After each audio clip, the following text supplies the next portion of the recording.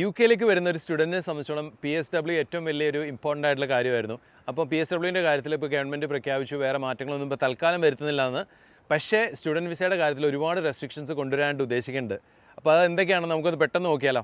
ഒന്നാമത്തെ കാര്യം എന്ന് പറഞ്ഞാൽ റിക്രൂട്ട്മെൻറ്റ് ഏജൻസിനെ സംബന്ധിച്ചോളം അവർ ഏത് ടൈപ്പ് യൂണിവേഴ്സിറ്റിയിലേക്കാണ് അല്ലെങ്കിൽ ഏത് ടൈപ്പ് കോഴ്സിനാണ് സ്റ്റുഡൻസിനെ കൊണ്ടുവരുന്നതെന്നുള്ളത് അവർ പ്രധാനമായിട്ട് നോക്കും.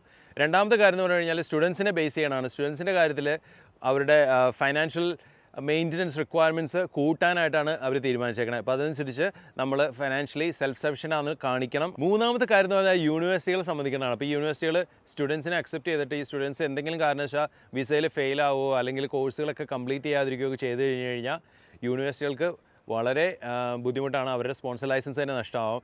നാലാമതൊരു കാര്യം എന്ന് പറഞ്ഞാൽ അഗെയിൻ യൂണിവേഴ്സിറ്റികളെ സംബന്ധിക്കുന്നതാണ്. അപ്പം ഫേസ് ടു ഫേസ് ക്ലാസ്സുകൾക്ക് പകരം ഒരുപാട് ഓൺലൈൻ ക്ലാസ്സുകളും അതേപോലെ റിമോട്ട് ടീച്ചിങ്ങും ഒക്കെ നടക്കുന്നുണ്ട്. അപ്പോൾ അതൊക്കെ